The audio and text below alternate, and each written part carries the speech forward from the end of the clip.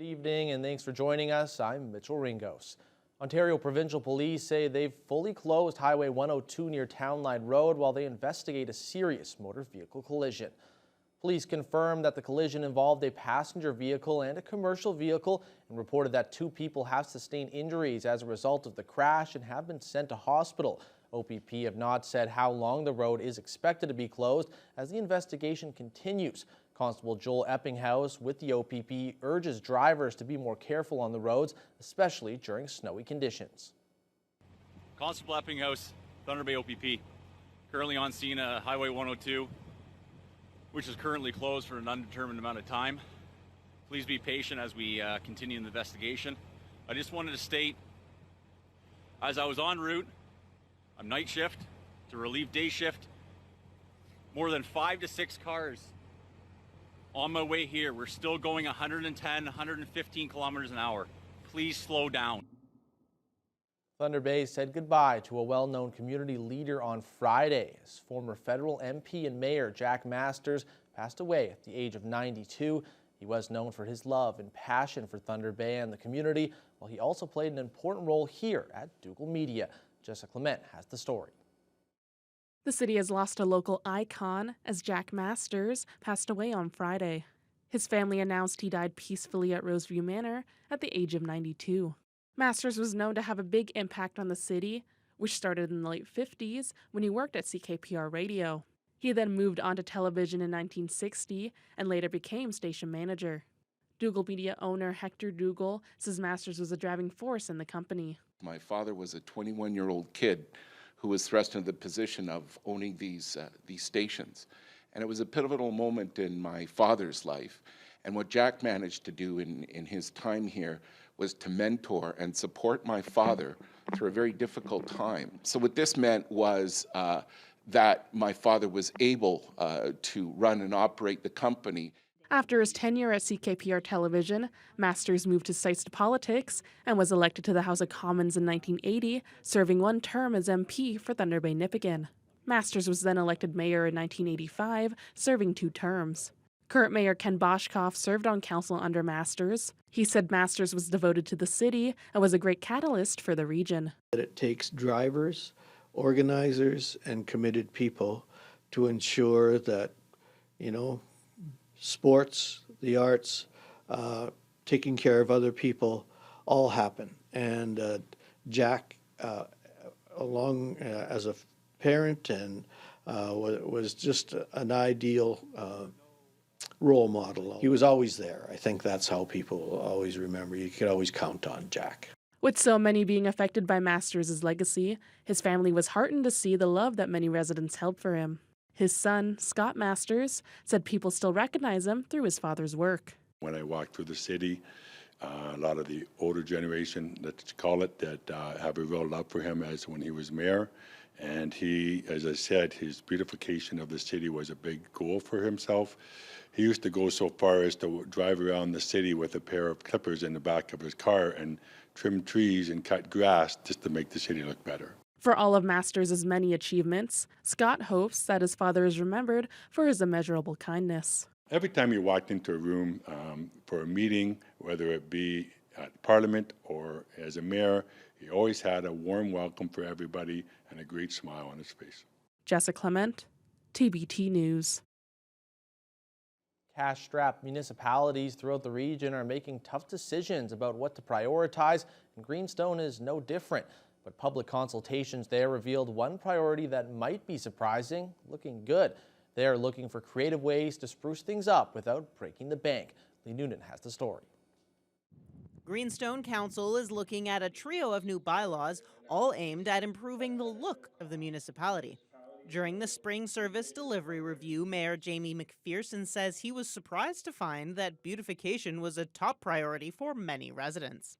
Everyone said to us, we want to clean our town up. We want to make our ward look better.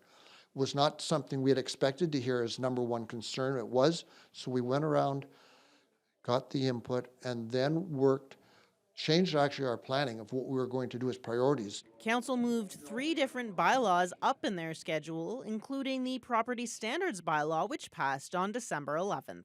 You can't have 10 derelict vehicles. You can't have 4 old washing machines. Your yard has to look to a certain standard. At 20 centimeters, it needs to be maintained. When you step back and you drive into the communities from east to the west, that's the message we want to send to people, that when you come in, this community looks good and it takes care of itself, and we have pride in our communities. A new zoning bylaw and an enforcement bylaw are on the books for early next year. McPherson expects both to be passed before the end of the winter. As the snow goes next spring, we will have in place the tools to show people that we want our municipality to look good, and we'll be able to enforce it. Council has also approved a partnership with the Geraldton Composite High School. A series of planter boxes with benches will be installed along the main drag in Geraldton. The boxes were designed by shop teacher Les Barrett and are being built by his students. I think they're really pumped about it because it's theirs. They're going to see it on the street, and if they see somebody harming it or trying to destroy it, they're going to intercept it because they made it. Barrett says the planter boxes are a great learning opportunity for his students, who will be doing all the woodwork, learning about everything from glues and fasteners to angles and measuring, which they'll spend a whole week on. They'll also be collaborating with the manufacturing class next door. We're going to be putting animals on the outside of it, made out of steel, and the GCH emblem on the front, and the people that donated money will have little plaques at each end. The first 4 planter boxes will be installed on Main Street in the spring, and the school hopes to get donations so they can build some more next year.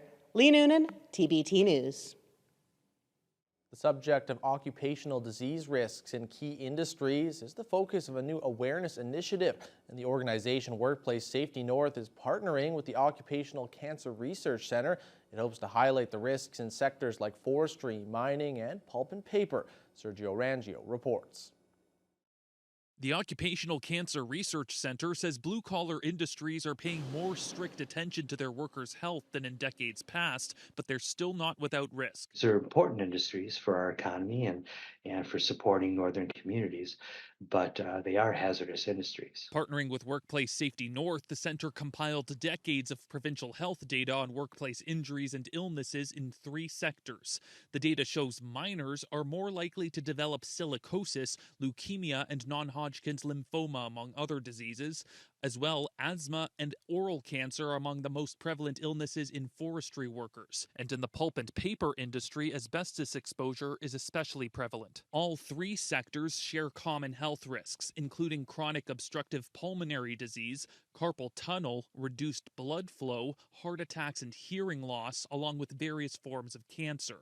The center says safety measures have advanced, but many risks still remain. It's something that is going to be a long-term challenging to make sure that carcinogens in the air are kept low, that people use respiratory protection when necessary, that people report problems when they see them. Looking forward, mining sector officials say electrification will eliminate diesel fumes, and equipment suppliers are working on new technologies. Different types of sensors that will, sense different particles in the air, different gases that may be a cause of some of the illnesses that we're seeing. Tremblay says solving these issues is the top priority for mining firms. Not just because there's a labor crunch. Everybody knows that their workers have families. They want them to be safe. To be alert for signs that they may be developing disease, because early diagnosis is also important. Demers is helping develop a provincial registry to better track harmful exposures, diagnose illnesses, and compensate workers.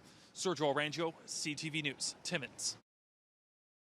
We didn't see much of it in 2023, but the new year has finally brought a big snowfall today, which is great news for the local ski hills, including Mount Baldy, as locals took to the slopes for a chance to ski and snowboard on some fresh powder. The ski season has been a struggle to this point, as the mild temperatures prolong the ability to get more runs open. But today was a different story, as not only were all but one of the runs open at Mount Baldy, but co-owner Daniel Cardis said this is most likely their busiest day this year, with locals out in droves. Cardis said they have been waiting for a snow dump like this one, and that this is exactly what they needed. Mother Nature's finally given us something to smile about, and everyone's smiling. You can see behind me tons of people, lots of people having a blast. Coming to the end of the Christmas holidays here, so this is a bonus for us. We've been working our butts off around here, which has been a struggle this year, obviously, with the weather, and this snow is definitely a blessing in disguise. Beautiful conditions. It's warm. The snow is gorgeous falling down. Yeah, nothing like skiing on some fresh powder. Carter says after today's snowfall, they're full steam ahead with a goal of opening the main run next weekend, as long as the weather continues to cooperate. We're now joined by sports anchor Joe Sadowski, and I know we're very excited as you're a skier, I'm a snowboarder. The hills looking amazing with the snow today, but also exciting last night with some local hockey. Yes, sir. And it was also Pride Night, Yes. too, which was really cool to start off the hockey game. And the Thunderwolves just put on an absolute show against the Queens Gales. We'll have those highlights and more coming up after the break.